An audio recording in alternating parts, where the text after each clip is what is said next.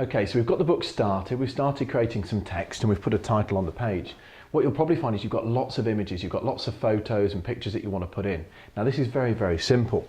The second tab down is very self-explanatory, it says add an image. Now when we click on that, what that does, that brings up the images you've already uploaded, but you've got the option to upload a new image if need be. Now when you do that, there are two facilities in here. One is you can upload images by simply clicking on browse, finding them on your computer and clicking upload, and that does one at a time. The second option is the advanced uploader, which when you click on that, it gives you the option to upload a lot of pictures at the same time. So you can drag and drop photos in, or it might be you've got 10 shots from the holiday or the wedding, and it'll do them all together, saves your time really. Your images are also in here, so if you ever want to delete an image, you can either put a tick in a box if there's multiple ones to delete and click delete, or you can click on the cross at the top. And obviously just keeps it very simple to manage. We've got an image uploaded, so let's just go back to Edit My VBook. We've got the text on the page. All we do to insert that image is click on Add an Image. The image is here. We click on it, we drag it to the page, and you'll see it couldn't be simpler to actually put it there. Now obviously it's covering the text at the moment and it's a bit too big, so there's two things I'm going to do.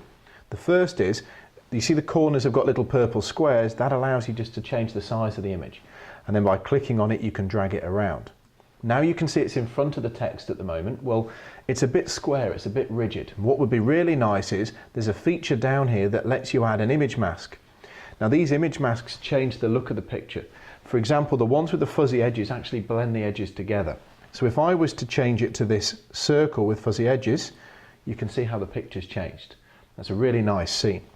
Now again, it's still on top of the text, so do remember that on your mouse, if you click the right hand button, you can either remove the mask you've currently put on, you can undo bits, and you can also do some of these features like send to the back, where automatically that puts it behind the text that's there. Following on from that, if you'd got a picture and you didn't want to put a mask on, there are a whole range of frames in here that you could have literally dragged onto the page and you could have framed around your picture if you'd had it how you wanted it. And they're just another way to make it look a bit more special than a flat picture on a page.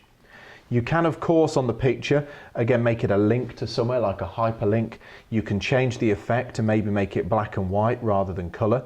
Do bear in mind that often takes the image mask off because it's black and white. You can change the transparency, you can add a shadow.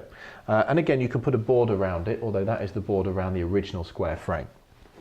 Let's just say that we were to add a bit more text again on top down the bottom. You know, when you go to add more text, this might be Bali holiday.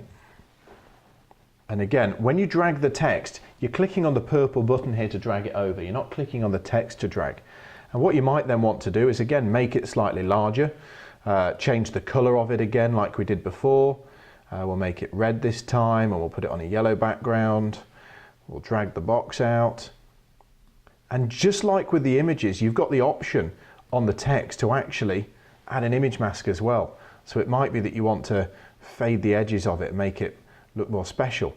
You can obviously rotate it, and you can really play around with the features just to end up with something that's really very personal and very special. Never-ending process really, but there's a lot you can do with images. myvbook.com, the next generation of sharing. Save a tree, send a V.